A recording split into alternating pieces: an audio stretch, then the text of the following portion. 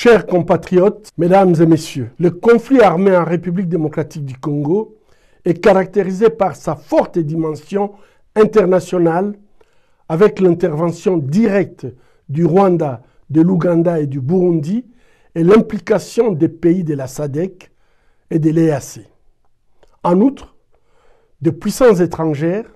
et des acteurs clés de la mondialisation économique issus du secteur privé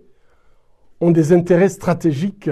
pour les minerais critiques présents dans les sous-sols congolais, notamment dans le cadre de la transition numérique et énergétique, mais aussi dans les industries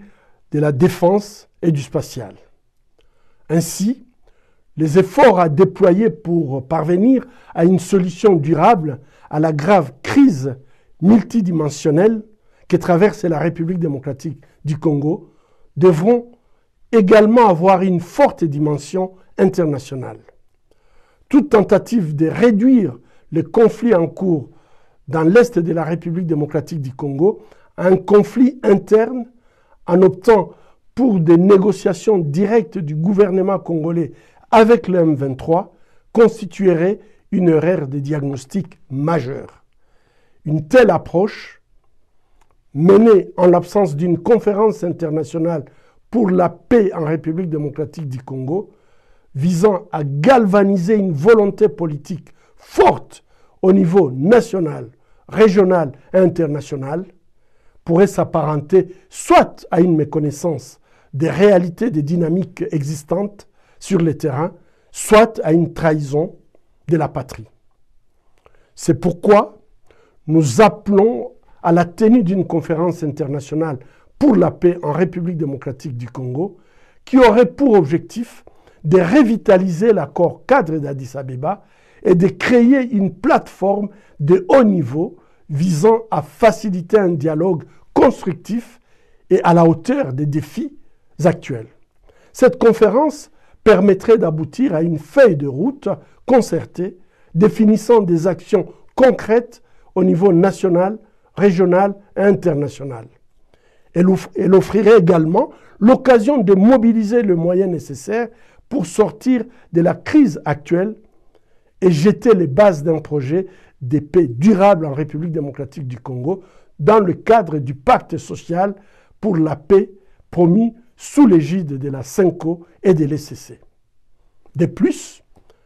les différents mécanismes de suivi de l'accord cadre d'Addis Abeba mis en place pour garantir une mise en œuvre effective et de bonne foi des engagements de toutes les parties devront être revitalisés avec le soutien des pays et des institutions partenaires de la RDC, notamment les co-garants de l'accord cadre d'Addis Abeba.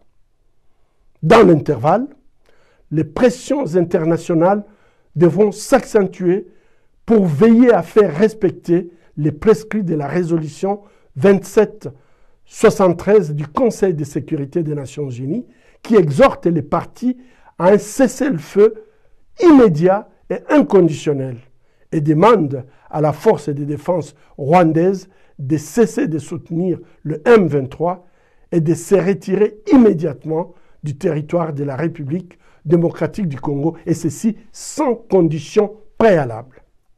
Cette résolution est une avancée significative pour la paix en République démocratique du Congo et devrait jouir d'une préséance dans toute tractation diplomatique. Dialoguer sous la menace des armes reviendrait à institutionnaliser la loi du plus fort et à conférer une légitimité à l'agression et à l'occupation illégale. Une fois ce cadre international solidifié et les différentes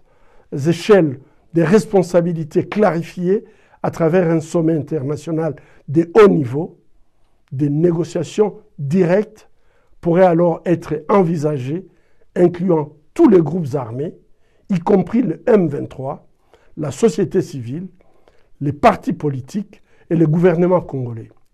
Cette démarche s'inscrirait dans l'esprit des initiatives diplomatiques menées sous l'égide du président angolais João Lourenço, dont nous saluons les efforts. Toutefois, pour garantir une paix durable,